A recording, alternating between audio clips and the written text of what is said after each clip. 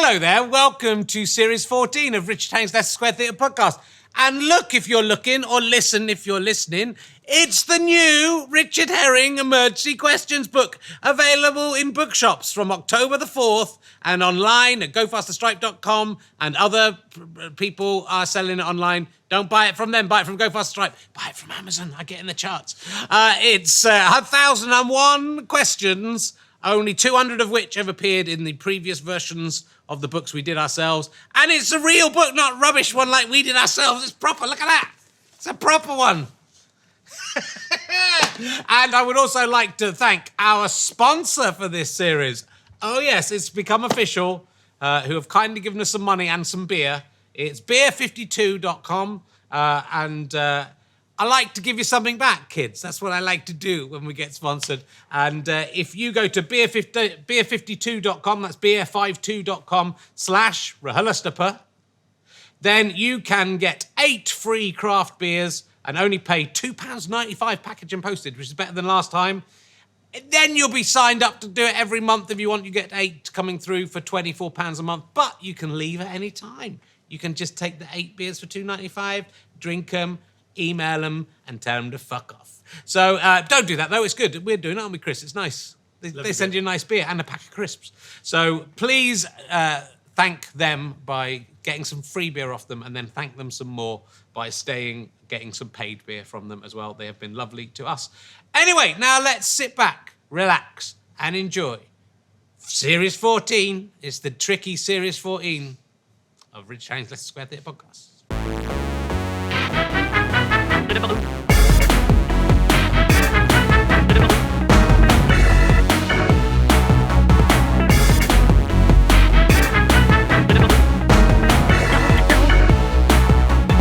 Ladies and gentlemen, we're back. Welcome to the Leicester Square Theatre. Please welcome a man who has discovered a new wall-based mission in life. It's Richard Herring!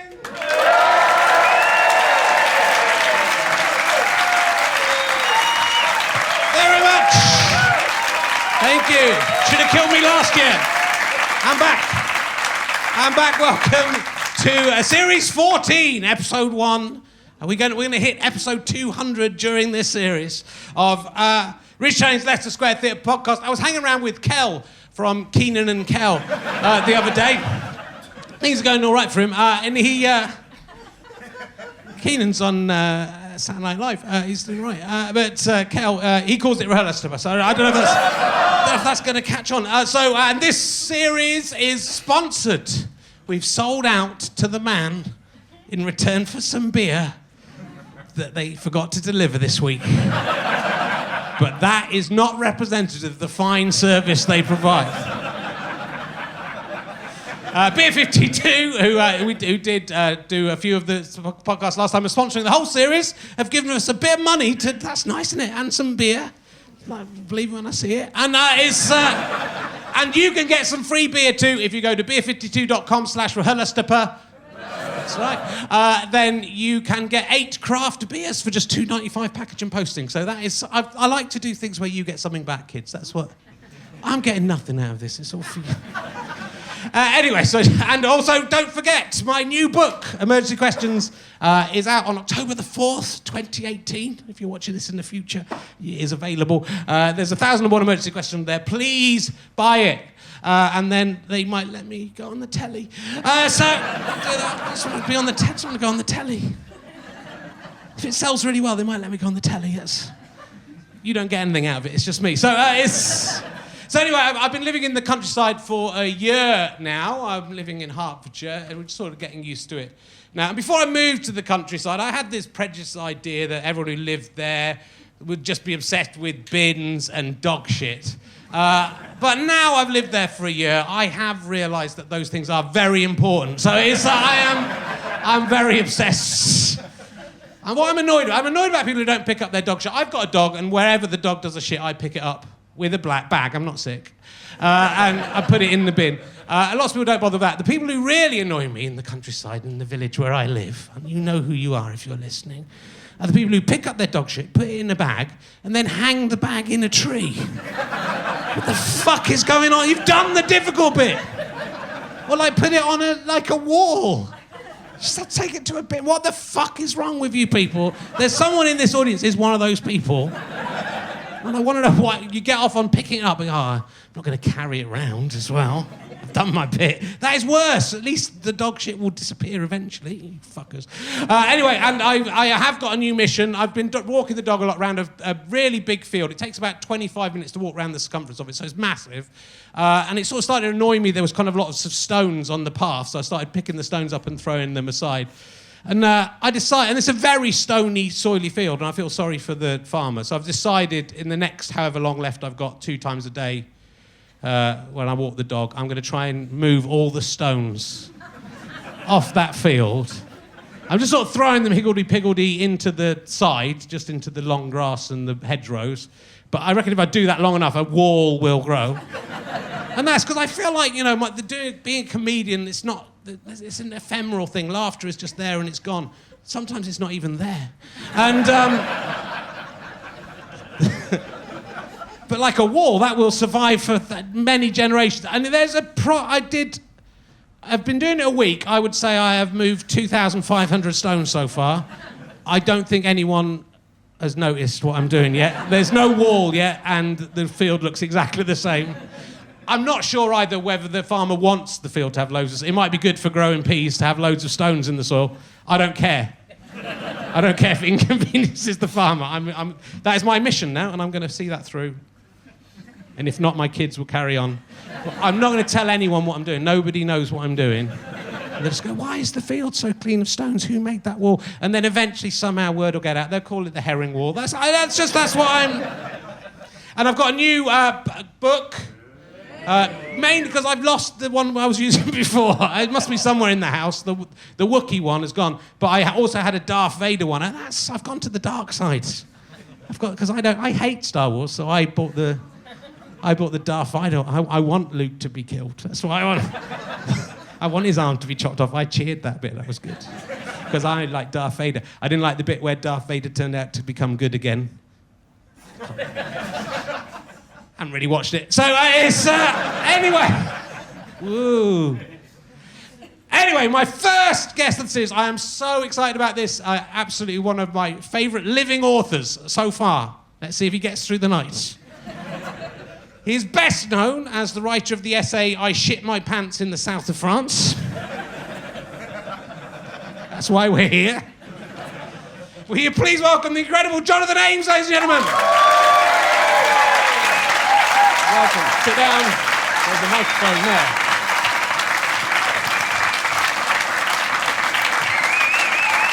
Welcome. Thank you. Welcome to England. Yeah. Transatlantic guest. It's amazing. How are you? I'm good. Thank you for mentioning that essay. Yes. I've always considered it sort of my stairway to heaven or free bird. It's often requested. It's amazing how many people... Probably 95% of this audience, so I can't see anyone, it's sort of like being next to the sun, have had moments of adult... yeah, blinding from this way. But, there's so much adult incontinence, really. But we have these things happen, and so...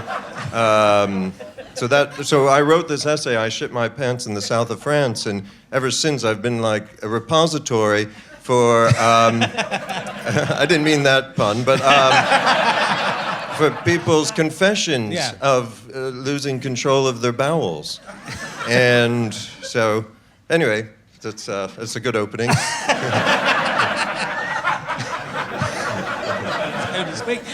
Yes, well, I became a fan of yours. Weirdly, Stuart Lee, the comedian, some of you may know, don't know what's happened to him.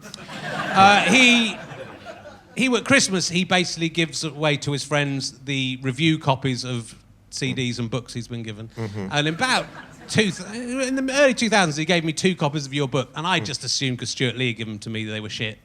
So I didn't read them.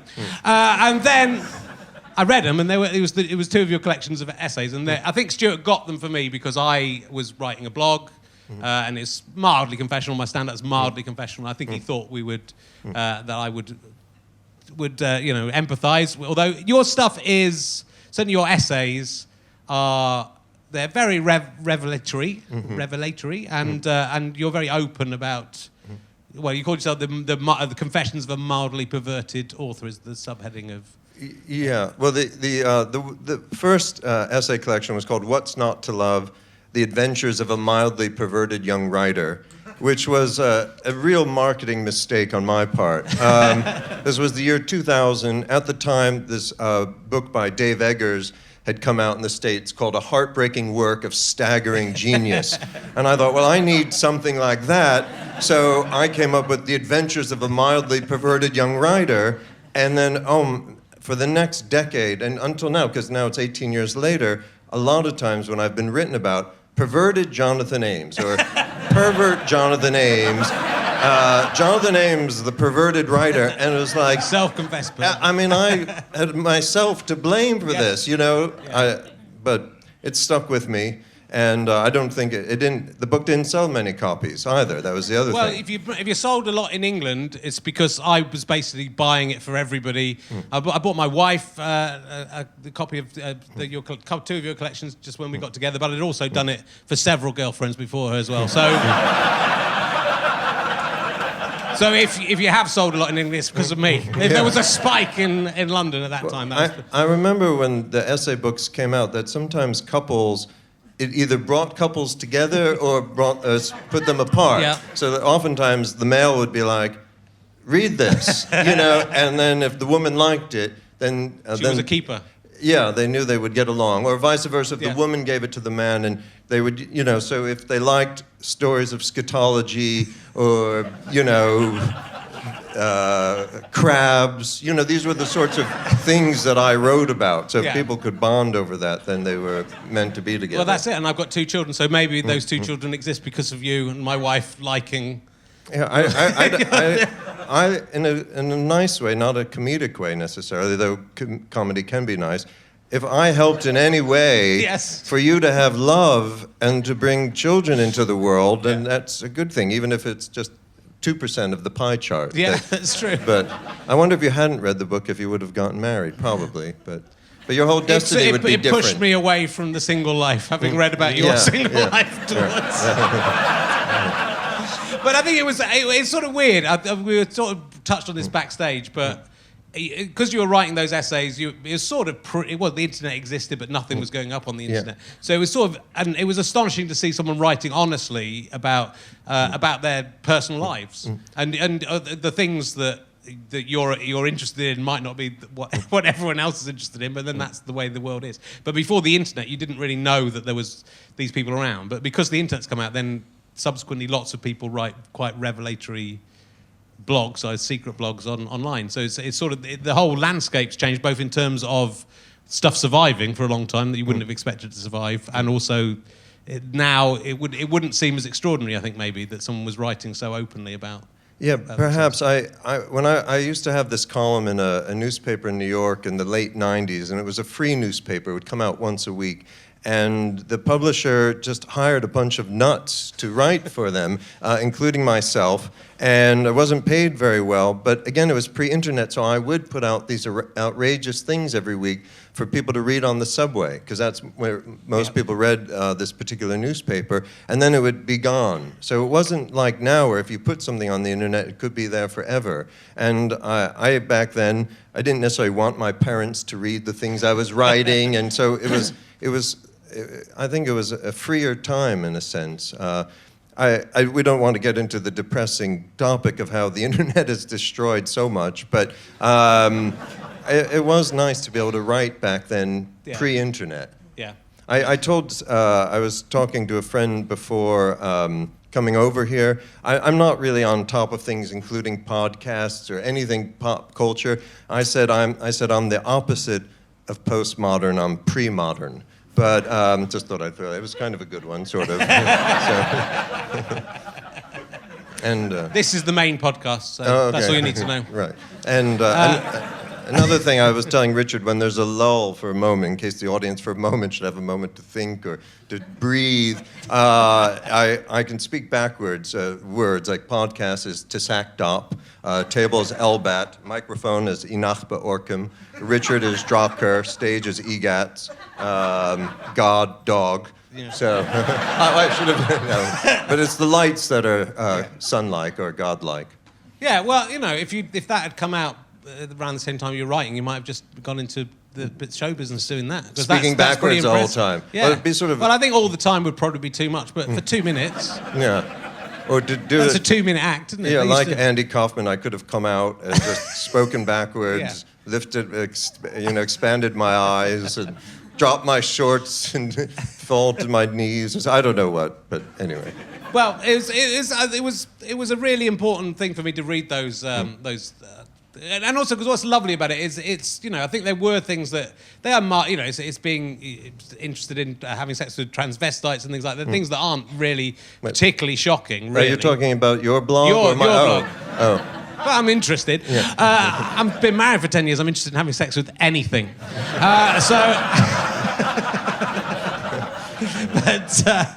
But it's not.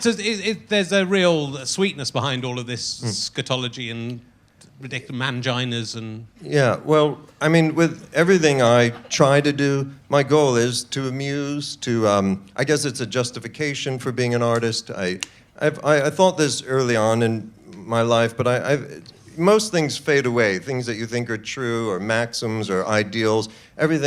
Nothing lasts as our minds change. But one thing I've always held on to for a while is the notion of being a clown.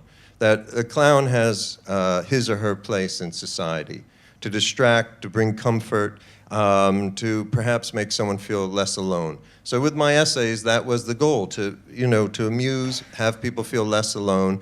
And I never tried to hurt anyone else with the essays. I mostly pointed the finger at me. Yeah. So anyway, those were the. No, well, again, I think that's what spoke to me about it as well. And my comedy is very much about myself and about how useless I am. And I think that it does give you license to expand and explore interesting things. And we should address this, that you called yourself the Herring Wonder, which obviously I have to take issue with. But this was you had a boxing career. Yeah, this was back in my days when I had a column. This mad performance artist. I used to perform myself, and I had once had called a phone sex line. The straight line was something like $2.99 a minute. Right. And for some reason, the gay line was 15 cents a minute. And I was like, and I was pretty broke, so, and I don't know why it was so much cheaper. But anyway, so I called the gay line, and I'm a rather fluid person, pun not intended or intended. And I met, it was like an old-fashioned chat line. Like, I don't know, somehow you could click a button and talk to other human beings. Again, all pre-internet, Yeah. And it felt very modern at the time. There was one guy who wanted to do, what was it called? Chicken fights, where someone would get on his shoulders and then fight someone else on the shoulders. And I said, wow, that's so interesting. You're into that. I said, as a child, did you ever have a chicken fight and get an erection against the back of someone's head, thinking there must have been some early Proustian connection? And he said, no, what are you talking about? That's weird, and hung up. Like, he wanted no insight into this chicken fight fetish. And then I met another guy, again, aggression-oriented, who wanted to box someone in like one of these hotel rooms you get for an hour. And I'd always had a fascination with boxing, the romance of boxing. I had tried boxing a little. So I met this guy in a hotel room to box. And that's when I found out why boxer shorts are called boxer shorts, because he wanted to be naked. I said I didn't feel comfortable with that, but he got naked. But I kept my boxer shorts on. I thought, oh my God, they're boxer shorts. Anyway, so we began boxing in this hotel room, and he was really trying to kick the shit out of me. And but then I managed, I was covering up. I threw a right, hit him, and then he gouged his hip into the dresser. It wasn't a proper ring, and it hurt him so much that he stumbled back onto the bed. He said, let's quit, I'm not into this. Anyway, so I told this story on stage, or some version of it, and then this guy challenged me, this acquaintance of mine, to a real boxing match, because he didn't like me in downtown New York talking like I was this big fighter. So he challenges me, but it turns out he had several Golden Gloves matches and was quite sadistic. But so we had this, big fight in 1999 in front of an audience of about 600 people in a converted synagogue, 19th century synagogue. Big audience. We had all this undercard fights. I trained for 3 months. And anyway, when he challenged me over the phone and he sent a cameraman, I didn't know what was going on. I suddenly had this inspiration to call myself the Herring Wonder.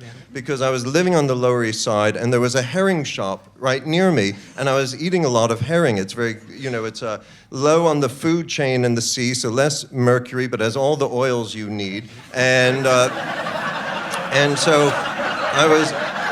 You don't need to tell me. Yeah, and so I'm like, I'll be the Herring Wonder, because also Jews, when they first came to the U.S., often had to box like most immigrants, and I saw myself as a reincarnated Lower East Side Jewish boxer, and I said, I'll be the Herring Wonder, and I'll train by eating only herring, and I'll have herring breath in the ring to further repel my opponent. And because I noticed my mother, who's very dear, when she would eat herring, sometimes the breath would be incredible, and I felt this repulsion for her, anyway, so I had this boxing match, and people waved silver herrings in the audience, and I came into the ring with a jar of herring, and then took a public beating for 4 rounds. Yeah. Even with all my training, my nose was broken, got a concussion. I can't remember things to this day. And then I later had another fight in 2007, which I won. Another writer challenged me through a publishing house. I thought, oh my God, I forget what, maybe it was like Penguin Books. I'm like, Penguin is challenging me to because I thought I retired for the sake of my brain, but I came out of retirement to fight this Canadian writer who was larger than me and had once taken steroids, but he was very awkward, and I beat him for 3 rounds, so not in a cruel manner, and it was a more gentlemanly fight. So that's how I became the Herring Wonder, and it's kind of stuck ever since. So that's why I'm very pleased to meet you. Yeah, well, I'm like...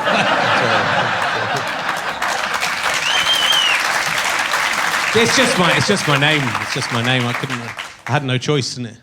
Can I say one other thing about herring? Yeah, please do. So anyway, first of all, I still like it very much. So sometimes I eat it too much and I get sick of it. But I once, as a journalist, was embedded on a Greenpeace boat in Alaska in the most beautiful terrain, going up some intracoastal waterway, which I can't remember the name of, and it's a gigantic rainforest. And I was on this boat, moored late at night, and stars, and we're right on the edge of the Pacific, and you could hear the whales breaching about, maybe 200 yards away from the boat, and around the edge of the boat with little lights coming out, I saw flowing fish, silver fish, right? And there was a scientist walking the deck with me late at night, and I said, what are all those fish in the water there, and the light so beautiful? And he goes, well, that's what the whales are eating. Just 200 yards away, we can hear them eating. And I said, well, what kind of fish is it? And he goes, herring. I'm like, herring? Oh my God, no, the whale, the most powerful creature in the world, is feeding on it. I was right to think that it would give me superpowers as a boxer. It was so confirming years later to know that whales were feasting on herring like, Jews in Russia in the 19th century. And ladies, watch out, it's also true. If you feast on me, you get the same powers. Don't tell my wife I said that when she comes on as a guest in a few weeks' time. So it's... I've got my wife coming on as a guest. Oh, she's doing a podcast. Oh, but it's a really bad idea. Does she listen to the podcast? She does listen to this, but like the character of Richard Herring is very different than the real Richard Herring. As you've probably noticed, the sharp difference between me on stage and off stage. He's very rude about his wife, whereas I love my wife, but this guy... does things like that, where he makes rude allusions and to says ladies things and like you would have sex with anybody and stuff like that. And it's, I have some sex with my wife. We got 2 kids. Occasionally, I have sex with my wife. Well, it's good. Affection in a marriage is important. Yeah. So. Let's do an emergency question. First one of the series. It's coming at random, except if it's very English, I will change it to something else. Oh, look, this is a great emergency question for you. This has come up. How is anyone with any intelligence not an alcoholic? Well, there is AA, which just arrests the drinking. Well, if you're intelligent, then you're upset, and because it's the world is falling apart, and we die. I'm just thinking this through. You know, this was an emergency question. And so there's a number of things to be upset about. You die, everyone else you know dies. And then we also seem to be mismanaging everything, so that's also upsetting. So alcohol takes that pain away briefly. But, so, yeah, I guess all intelligent people should be alcoholic. But there's other things they can do to help them not think. Yeah. The idea is the less thinking you do, the better. Yeah. Or just be in the now, you know, because if you're in the now, okay, it's okay, we are alive right now. You don't need to drink. It's amazing to be here right now. But we're so afraid to be alive in the moment that we need lots of distraction. Like alcohol. I don't know. This, but I think you can be intelligent and not alcoholic, just for the record. So. No. No, all right. I had a drink last night, but I hadn't had a drink for 2 weeks before that, so, you know, I'm fine, right?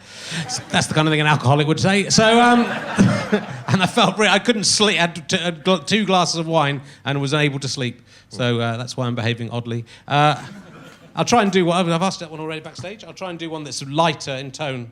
Or yeah, sorry if that was a negative thing to say about how difficult it is to be alive. But it is difficult to be alive. That's why people are here. They want to laugh. They want to, you know. But it's also beautiful to be alive, and we can learn from the difficulties. I'm sorry if these are maxims. It was very much the correct answer, I think, to that. And it was the questions. What about the next book? Should be the answers to the questions. Or just the answers, and you have to figure out what the question was. Emergency question, Jeopardy. If you were God, what flavour would you have made ejaculate?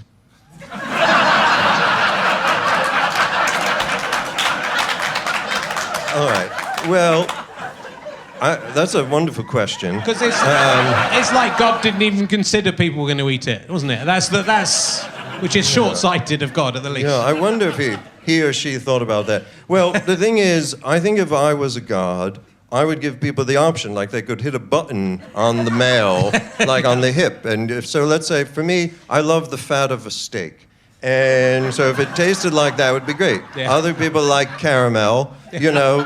Some people like almonds. So if I was a god, I would give people many options. So the penis would be like one of those sort of dispensers you get in pubs that you get the soft drinks out of, the press a different button. Yeah. You'd be a better god already than the existing. It's hard for me to give a single answer to anything because I'm not very definitive about things. Well, that's the beauty. That's what emergency questions are for, really. They're just to waste time before we die. And, hopefully not today. It's very. I almost died last night. Did you? My goodness. God, let's hear about that. Well, I was. I thought I was dying last night, so let's do you first. Well, I was walking about London, and because of this thing of reading backwards, you know when it says "look left"? Well, a lot of them say "look left" upside down. And so that's look left for the people walking this way, but I see look left, and I get all confused, and I stepped out into the road, and I thought, oh my God, I could have gotten hit by a bus, but I looked and then suddenly a motorcycle came right this way, because I thought, what if I was suicidal? I could really step in front of a bus here in London very easily. Anyway, but I almost got hit by this motorcyclist, and right as I had the thought, oh, I could die easily, and then suddenly this motorcyclist went right past me, and I think he wanted to upset me, but I thought he was really taking a risk because I could have idiotically taken one more step, and then it would have been like hitting a deer in the countryside. And then I immediately shrugged it off and went and got something to eat. But, you know, we're walking around all the time like time bombs. Yeah. We keep coming back to death, but everything is about death. It is. Let's move it on to life. Birth. That's fine. I'm obsessed with it too, so that's fine. Let's talk a bit more about you. I mean, you've done... What's interesting is the variety of stuff you've done. I'm quite interested in, because your first novel came out in the late 80s. Yeah, 1989. And then you had quite a long period of time between that and the next one. 9 years. Yeah. Yeah, I know these things somehow. Most things I don't, but... So as a writer, and as, you know, as someone who's experienced those kind of highs and lows, it's interesting what were you doing in between? You were carrying on writing, you took some jobs, didn't you? You had different jobs? Yeah, well, my first book, it was sort of a lucky shot out of the gate. Came out in 1989, though it didn't sell a lot of copies or anything. It was called I Pass Like Night, which is a line from the Rime of the Ancient Mariner. And I took a comma out, but Coleridge had I pass, comma, like night. I took the comma out. I've always had bad grammar, so it's I pass like night. And then I really struggled to write a second book. For the next one, The Extra Man, which we're talking is out here again in the UK, came out in '98. So struggled to write for a couple of years. What little money I had ran out within a year. So I drove a taxi in New Jersey for 2 years. I got a lot of reading done. Back then, you used to sit in a taxi stand. It wasn't, like Uber now, and you had to wait for people to walk up. Or there was one phone that we all shared, all the drivers, that was on this mounted pole. Right. And then a friend of mine said, maybe you should go back to school. As long as you're in school, you're not failing. So in my late 20s, I went to graduate school in New York City. And then I met a writer, Richard Price. He gave a little seminar at the school I went to, and he said, you have to find something you're in love with. And I thought that's what I had been missing. I'd been writing a book just to publish again, just to have that thing, whatever sense of self it gave to me, to publish a book. But no, to write something, to make a piece of art, I needed to be in love with my subject, or fascinated, or obsessed. And so I began to look for something that I was in love with or obsessed with, and began to find my subjects in New York.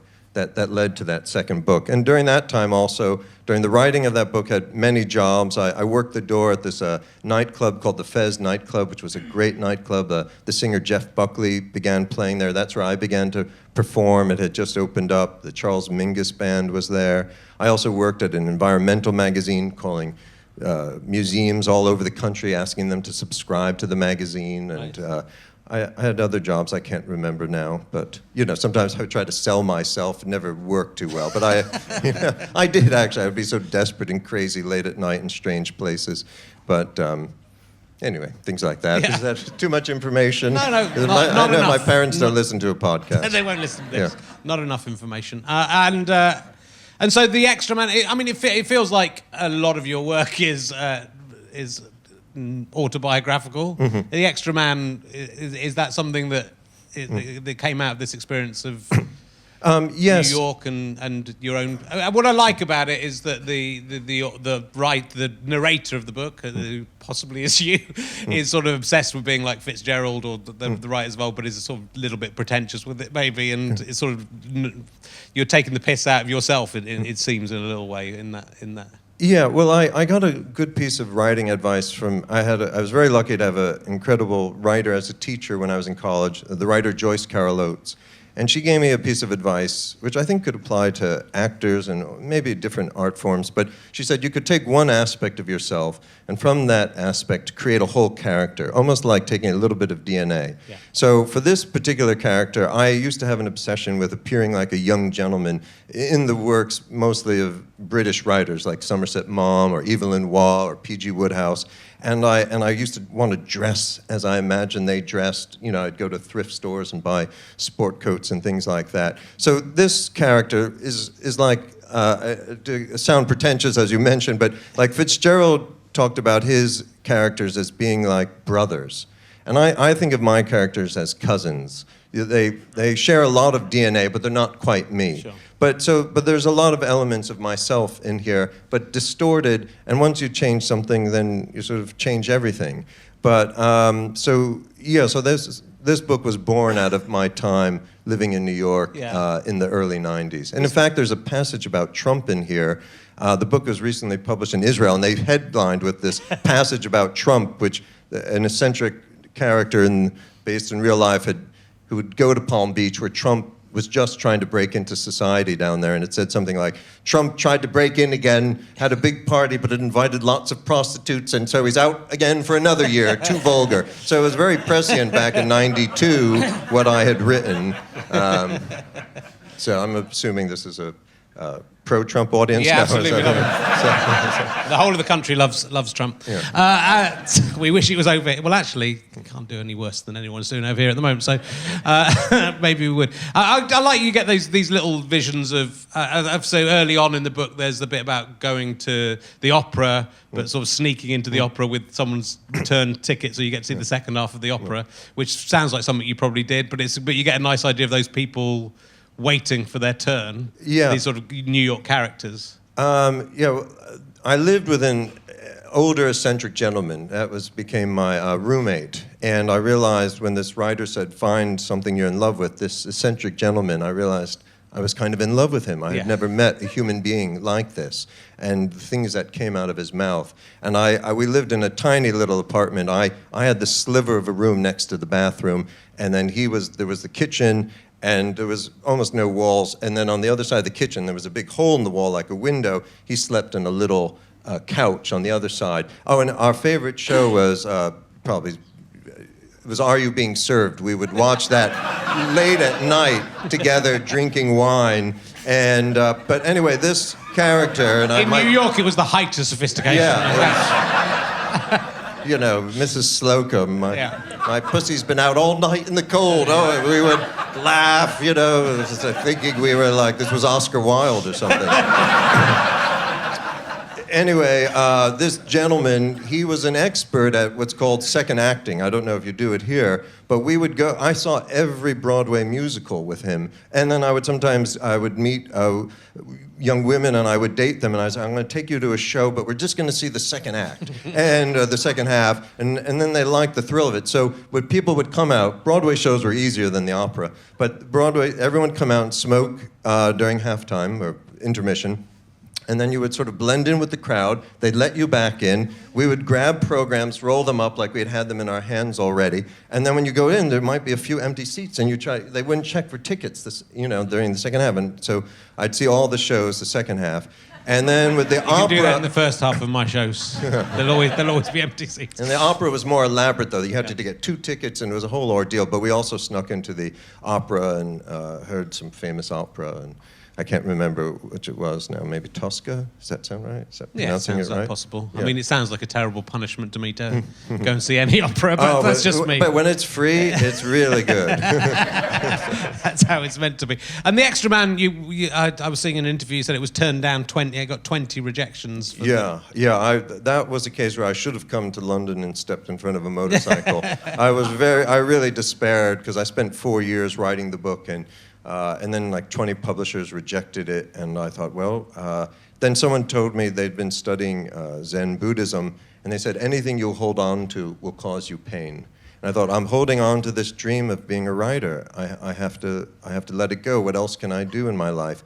And I didn't really come up with much. I thought I could maybe witness elections in Eastern Europe or something as the wall was falling. But anyway, luckily it turned out months after it had been submitted, this one editor who we thought had rejected the book had simply not read it.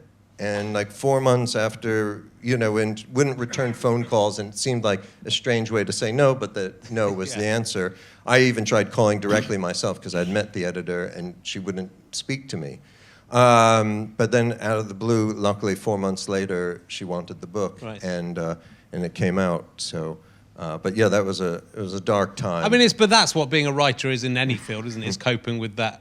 It's very rare that someone comes out fully formed, or even if they do, that they are discovered as fully formed. There's a lot of rejection in the business. Yeah, and you need that rejection. And I remember at the time thinking, okay, and as I later got rejected more in life, give me more rejection. Each rejection will make me stronger. Or I must be good if I'm getting this rejected. Yes. That was what I was telling myself. It is true. Well, it's the true in comedy, I think, as in writers. The best people and the worst people get the same amount of rejections, I think. So you're either very good or very bad. And it's, probably for your own sanity, you have to imagine you're good.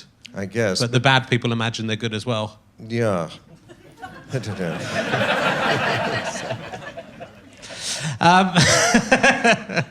is it true? The character says that his dad told him that this is just something that worries me. That if you let the gas in your car tank go under halfway, that dirties the engine, or is that just an old car? I don't know if this is true. It's something my father always told me, Right. and he was obsessed with not letting a tank go below half a tank. Yeah. And I'm the complete opposite of my Yeah. father. I live in Los Angeles now. I'm always on this thing, you are out of fuel. I wait to the last, I procrastinate constantly in life, even with gas, and sometimes I don't know, I guess it's my own way of being James Bond. Will I make it to a gas station in time? It's the same thing with incontinence. Will I make it to the toilet in time? It's like... It is fun to leave it to the last minute. That's the, have that extra thing. Do you want to do, you was going to read a little bit from the book. Do you want to do, seeing we're talking about the book, should we do the reading? I'll read a brief passage. I hope people don't find it offensive. Or anyway, I hope I can even see it. But yeah, in the cab over, I heard that maybe I should read something, so there was a copy of the book. I grabbed it. There's a brief section. So it's a scene between the narrator is a young fellow, if you want, you could imagine me, living in New York with an eccentric, politically incorrect older playwright. They're both penniless, and they live in this very small apartment. And it's in the year's around 1992. The next day was New Year's Eve, and it snowed. We stayed in, and the other character's name is Henry. The next day was New Year's Eve, and it snowed. We stayed in all afternoon and watched a series of Danny Kaye films on the classic movie channel. The Secret Life of Walter Mitty, Court Jester, and the Inspector General.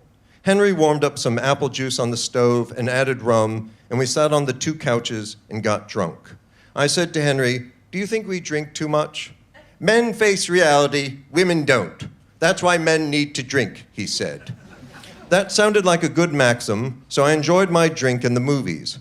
And it turned out that we both loved Danny Kaye. This made me feel happy. I kept an accounting of all our similarities like money in a bank. After the second Danny Kaye movie, Henry said, "Whatever happened to Danny Kaye? It's strange. He just disappeared, and it was before AIDS." "You mean Danny Kaye was gay?" I asked. "Of course," said Henry with annoyance. "He and Olivier were lovers." "Olivier too? Why don't you know these things?" asked Henry, exasperated with my innocence. "I'm not an expert like you on the sexuality of 20th century figures," I said, fighting back. "You don't have to be an expert. Olivier was British, and the British are all homosexual because of public school. They never really get over it."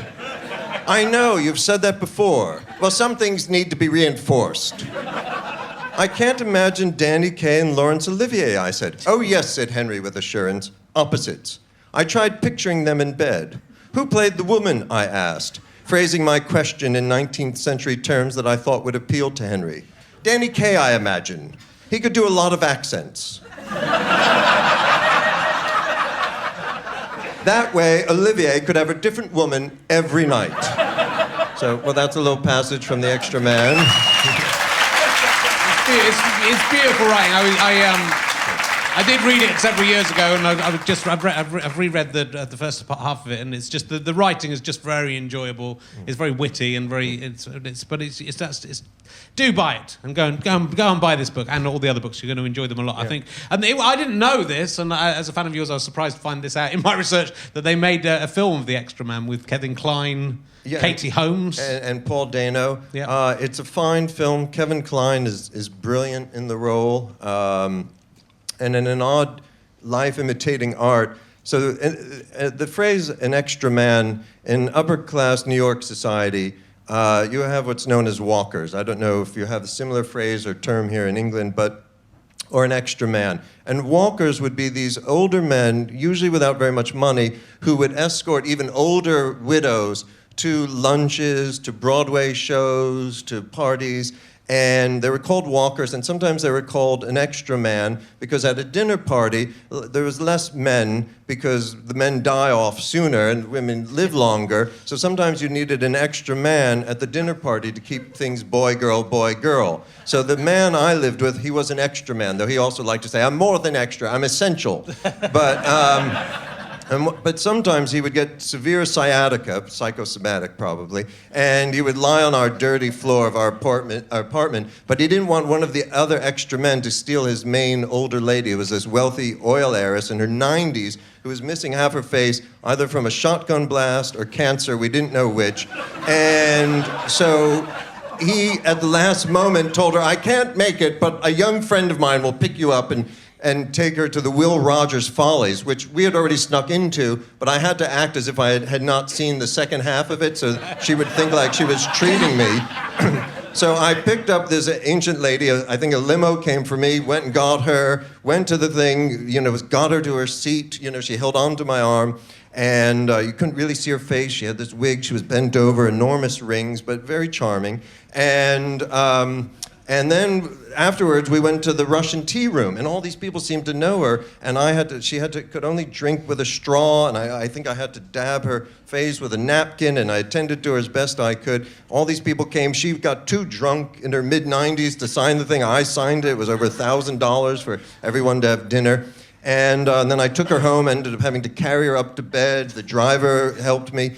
And then as I put her onto the bed, she said, "Oh, you dear boy." It was very beautiful in a way. And then years later, God, that would have been 93. We shot the film in 2009. So 16 years later, they were shooting in the Russian tea room, recreating that scene, and I was an extra sitting at a table. It was kind of interesting. So a small anecdote. Yeah. Not with not a laugh at the end, but But it's interesting you work. My favourite Bukowski book was Hollywood, which was about his experience of Barfly and the film not turning out, and the Hollywood people not being very nice.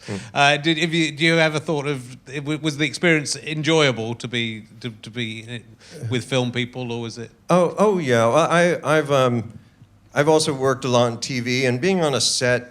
It's like being in a play or a circus. There's great camaraderie to being on a set. So being on sets is a lot of fun, and I've done a bit of that. So I was happy to be there, and I'm a big Bukowski fan, and I love that scene in Barfly where Mickey Rourke, he's drunk at the bar and he goes, "To all my friends," and he lifts a drink. And so for many years when I'd be very drunk, I would lift a drink. "To all my friends." Maybe I'll do it later tonight with my one friend who I'll have dinner with.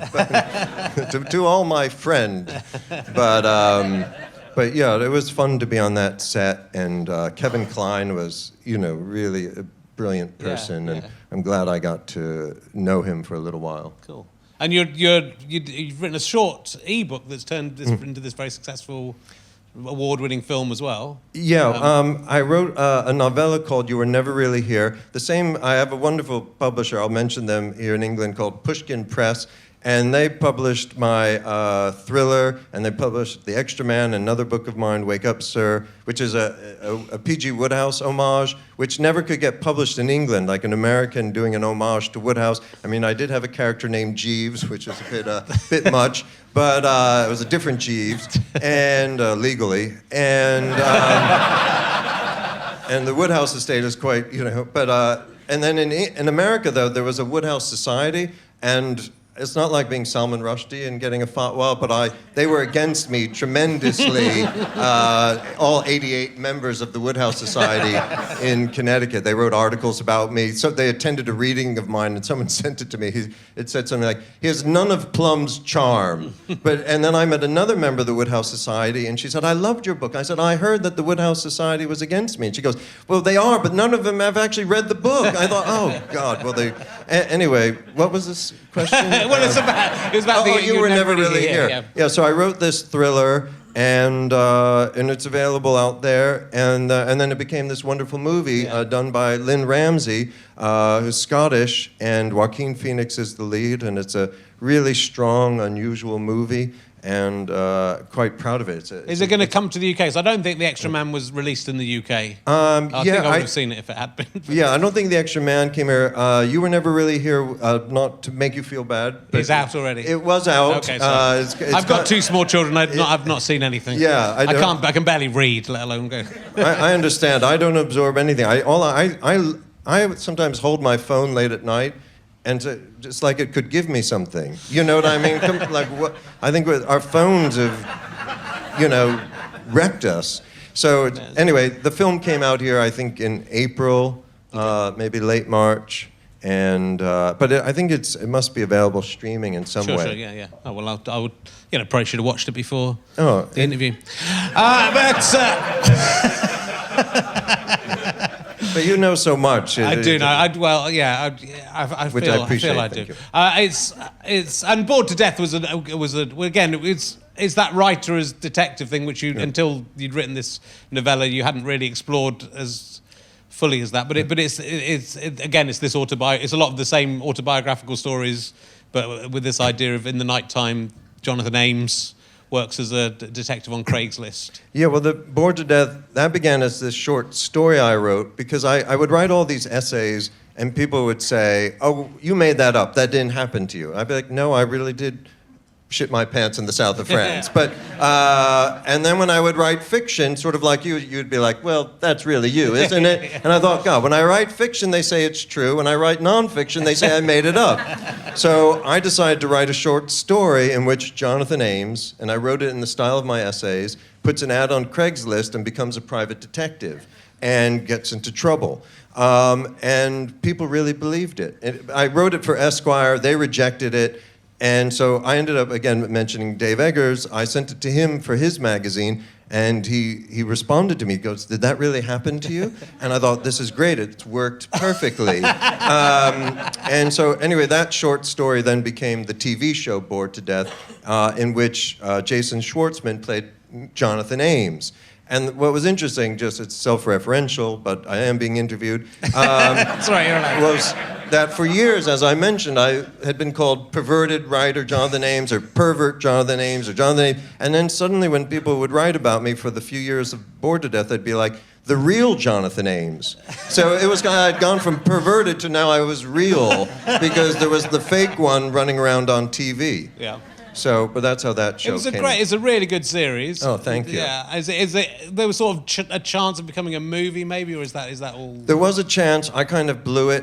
I wrote 2 failed screenplays. Maybe it wasn't meant to be, because a lot of times when you make movies out of TV shows, the beauty of television is that they're a little bit like a novel. You have more time. Films have to compress all the information so quickly, and I didn't do it quite right. And I do want to do a shout out to my other TV show, if that's all right, on Blunt Talk, which I don't think could be seen in the UK, but starred Patrick Stewart and Adrian Scarborough, who's in the audience somewhere, and Dolly Wells, and was a really lovely show and a lovely time, almost like a dream in my life, this odd 2-year dream in California that we all had. Yeah, is there any way we can see that is that just illegally I think you have to do it illegally. Yeah. It's so frustrating.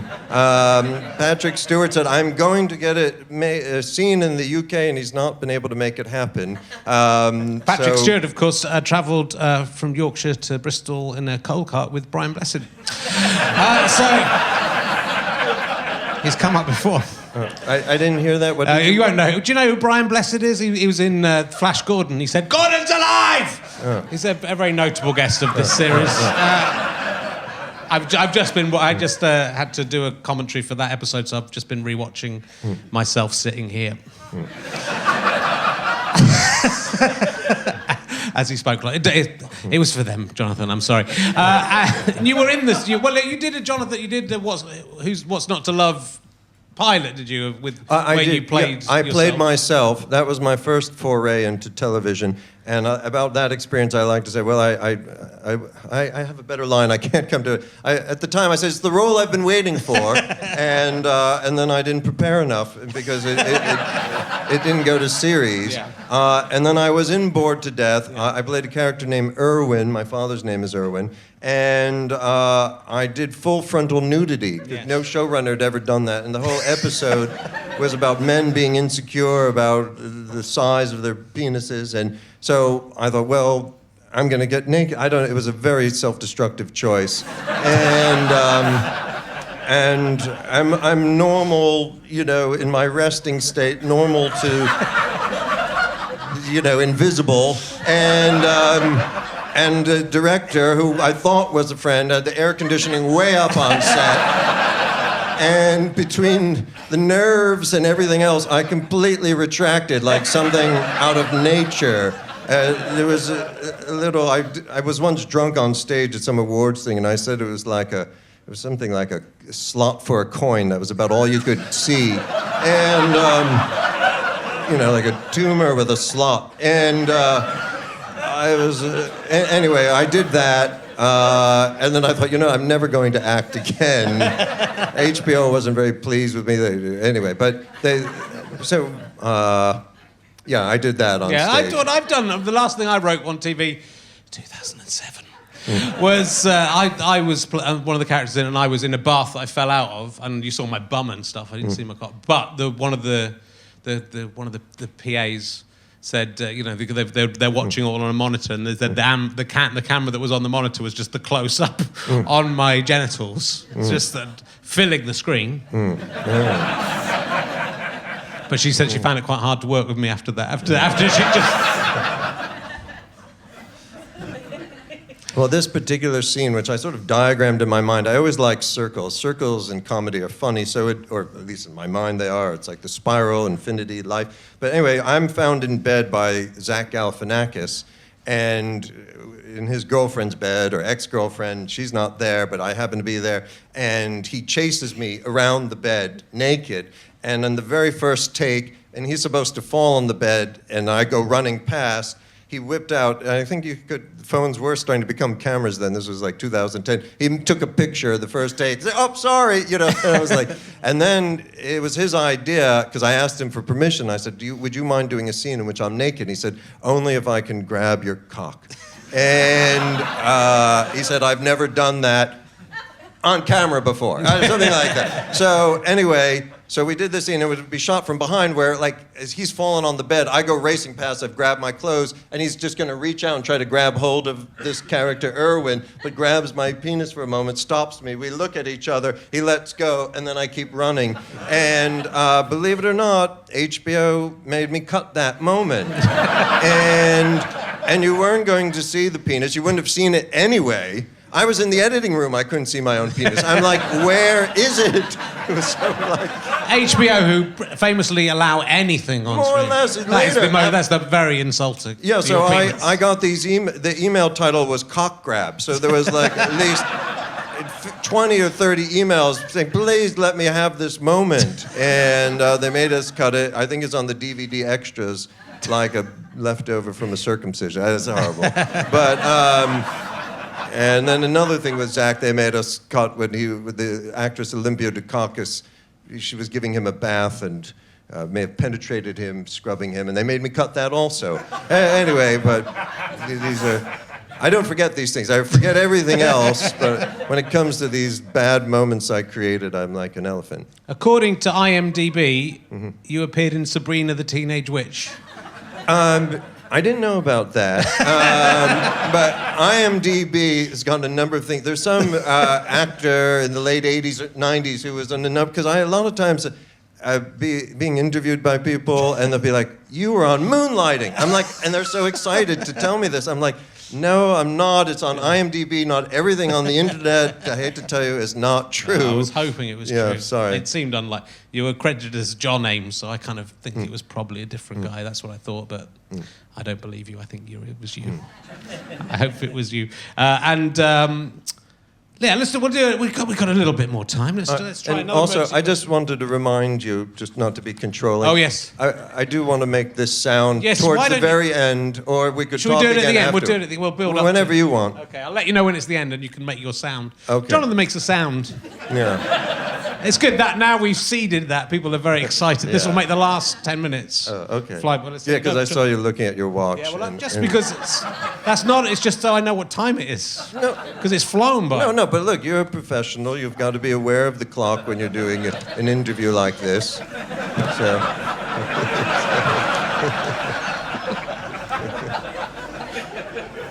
I think it's gone well. But can you even see the time on that iWatch or whatever it's called? Yeah. Do you have to shake it? Like, I mean, it's not great, I have to say. But I expect the new version will be good, so I'll buy that. And that's what. Is that what it's called? iWatch? What are they? Apple Watch. Apple Watch. I don't know why. It's interesting. iWatch, Apple Watch. Someone must have got the iWatch thing together. And I'm pleased. I haven't really been on stage very much for 3 months, so I'm just glad I've got through this. Yeah. And I didn't sleep last night, and I nearly died last night. You didn't ask me what happened. So it's what happened? How did you? I'd had a late meal, and when I say late, at 8:30, but I went to bed at 9:15.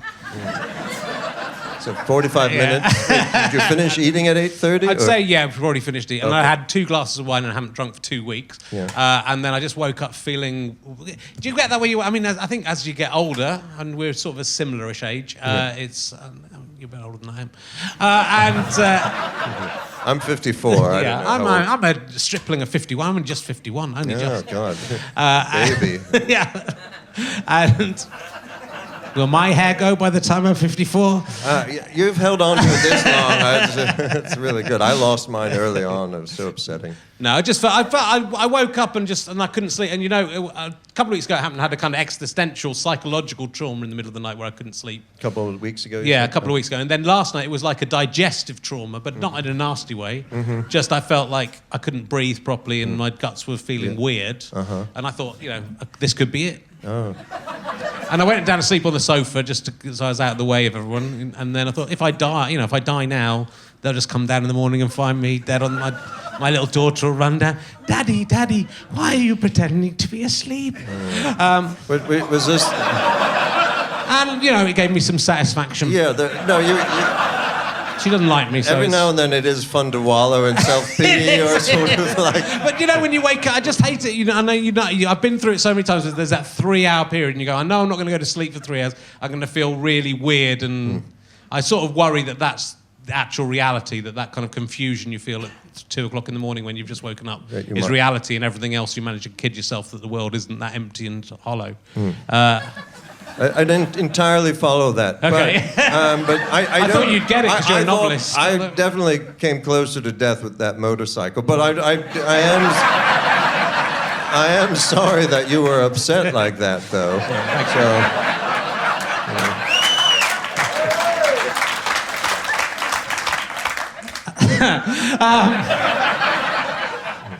The question I've got here is, weirdly, what is your... what stupid question.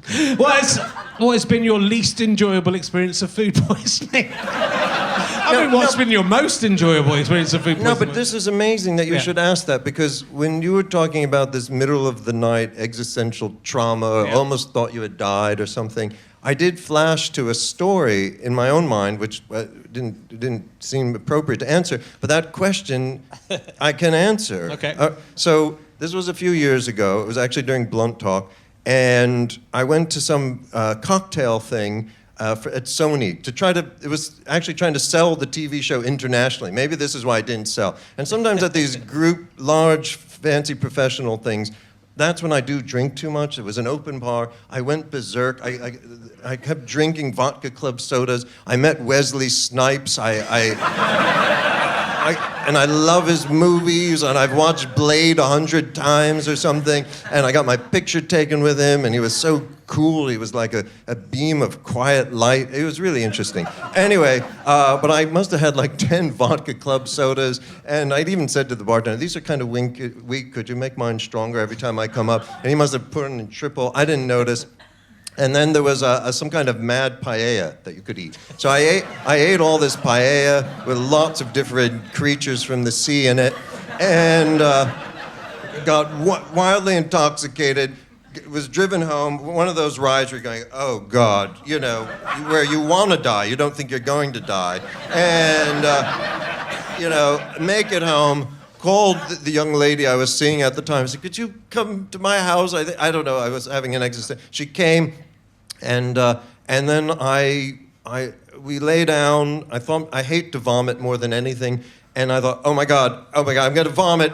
And I got out of the bed to start running to the bathroom, and I think Adrian knows this story. And I start running, and then the paella comes out of me, and yet I'm still running, and I don't know the physics of it, but the paella was here. I'm running. I then hit the paella, and I slip.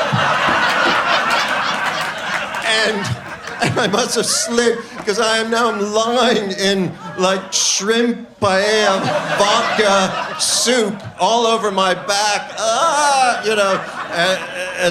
But it was so funny I almost laughed. And then made it to the bathroom, vomited more, passed out on the toilet floor, my body blocking the door. The poor young lady said she was going on the internet.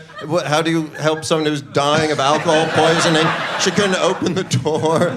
And then I vomited again, and I was like a Roman. I suddenly felt better. And she was in bed, she cleaned up everything. I said, I feel a lot better. I think I'm going to take a hit of pot. And so she was just like... Anyway, but that was food poisoning, alcohol poisoning. But that thing of slipping in the paella was so disgusting. So anyway, I had a question or answer ready for that question. Yeah, that's good. Well, we're very... And I thought of your middle of the night crisis, and I thought of my middle of the night crisis. So mine was when I got food poisoning from something when I was on my birthday, and I had diarrhea, and then I realised I had to be sick, and then there was no time, so I had to be sick on my own diarrhea. Wait a second. What? I had diarrhea on the toilet, and so then I was going to be sick straight away, so I had to then. I didn't even have time to flush. Oh, so you vomited into your diarrhea. I vomited onto my diarrhea. And then it happened, and I felt great, and then every hour on the hour, it was literally on the hour, the same thing would happen. I was ready for the diarrhea the second time. And then I was just throwing up, I just kept on throwing up for like a whole day until when there's nothing, just weird stuff coming up. Well, your soul starts coming up. Yeah. That is, I will think about that around 2 o'clock in the morning, and I will bolt out of bed. But that is almost like a moment in classic literature. In Don Quixote, Sancho Panza... It did strike me at the time. Yeah, but you can feel like you're part of a long, something that's happened for hundreds of years. Yeah. But Sancho Panza drinks some sort of potion that Don Quixote tells him will heal him of all pain. Don Quixote took it, went into a coma, but Sancho drinks it and had simultaneous diarrhea and vomiting for like 2 weeks out of both ends at the same time, like something out of science fiction. And barely survived those 2 weeks. Don Quixote comes out of the 2 weeks and thinking, it worked perfectly. Didn't realize he'd been asleep for 2 weeks. Right. So a week later, Don Quixote has a terrible injury. He has a bunch of teeth broken. He attacked these goat herds or something. And Sancho, for once, thought, I'm going to stay out of the fray, and watched Don Quixote take a beating from a distance. Because normally Sancho would get in the middle and get it worse. This time he watched, thought, okay, I've learned something. So he goes to tend to Don Quixote, comes down the hill. Don Quixote's had these molars broken. Don Quixote remembered, my potion. So he drinks the potion as Sancho comes down the hill. And then Sancho is like, are you all right, master? And Don Quixote goes, I think I've lost some grinders. Can you take a look? And so he opens up his mouth. Sancho looks in, and right at that moment, the potion hit Don Quixote differently this time, not a coma, and he vomits right into Sancho's open mouth, his own vomit, which smelled of that potion, which Sancho had remembered to cause diarrhea and vomiting. And so he vomited right into Sancho's mouth, and Sancho then vomited right back into Don Quixote's mouth. So this is great literature. Why does everyone go on about the fucking windmills in that book? That's the best. That's the best bit. This vomiting diarrhea section is, up there with the opening of, Anna Karenina or something. Well, that is fantastic. We're going to have to end. We're not going to end without, first of all, say go and buy The Extra Man and check out everything else Jonathan's written, because it's, all apart from the thriller, they're all extremely funny and revealing. Do you regret writing any of those things in hindsight? The world's changed so much. Do you kind of wish you hadn't written some of it down? Well, I was looking through my old essay collections, thinking maybe I'd put together a best of, and I thought, oh God, why did I write that? So I won't include that in the best of. And I've forgotten most of everything I've written. Yeah. I don't know if you're that way, but I think we all change so much, so it's not the person who wrote The Extra Man, he is not really around anymore. I mean, sort of in this form. Anyway, I won't get into that. We're almost done. I quite like going, let's go quite deep with this, and then you could do your sound. Yeah. We all have regrets. And we all change. I go deep. How do we change? But hopefully we change for the better. We always try to learn. We try to become more loving, more compassionate. I try to feel empathy in retrospect for your brief crisis last night. Thank you. It seems very real. You were upset about something. I think you were probably anxious about performing again after 3 months. I think I probably was, Yeah. So that would okay, isn't it? You've done very well. I've done, thank you. I got to speak in this one. It's been all right. Yeah. Shall I do the sound? So I don't what about want that sound? Okay. What about the sound you do? Let me just take a sip of water if you Yeah. could fill the air for a moment. Okay, Richard. so by the extra man, yeah, Pushkin Press. Okay, so Emergency questions, Sphere Publishing. eat herring, it's good for you, but you can't change the flavor even if you're a god. All right, so this is a sound that my friends and I would make on the playground when being attacked by more normal children. And it's known as the hairy call because it was all about going hairy. And the original sound was made by this friend of mine, the child of a chiropractor. And we were learning how to read. He was very chubby, and he was a piano prodigy. And for some reason, out of the blue, we were learning how to read through headphones. He took the headphones off, and he went, "Ahi," like that. This little purr came out of him, struck me in the third eye. Anyway, the sound got louder and louder. We would communicate with that sound as a basis, like emotions, like like that is how we would talk. And we called this going hairy, and we were harryators. And the very loud sound, the clarion call when we were being attacked by more normal children, was known as the hairy call. So I'll do a hairy call now. I'll do 3 of them to send everyone off into the night, or into the second half of the show. Yeah. The second half of the show. So here are 3 hairy calls. I'll do the best I can.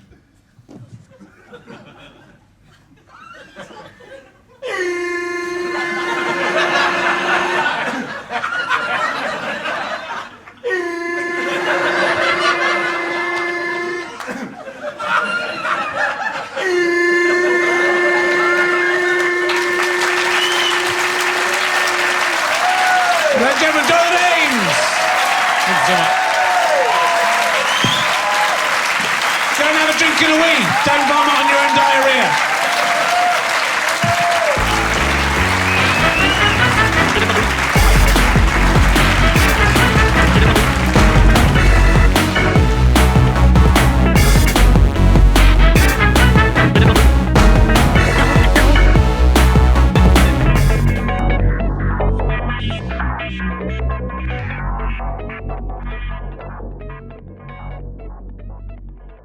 Thank you very much for watching /and/or/ listening to Rich James Leicester Square Theatre podcast. Remember, please go out and buy the emergency questions, 1,001 questions. It's a perfect Christmas gift, even for someone who doesn't know anything about this podcast. It's still good fun. It'll get your conversations going. And please support our sponsors, Beer 52, by going to beer52.com/RHLSTP. And you can get 8 craft beers for just £2.95, package and posting. It's great, my friends. It's delicious. It gets you drunk and it tastes nice. What's better than that? I'm just imagining it. Thanks for watching, /listening, /watching and listening. If you just watched, you're weird. I hope you listened as well. Bye.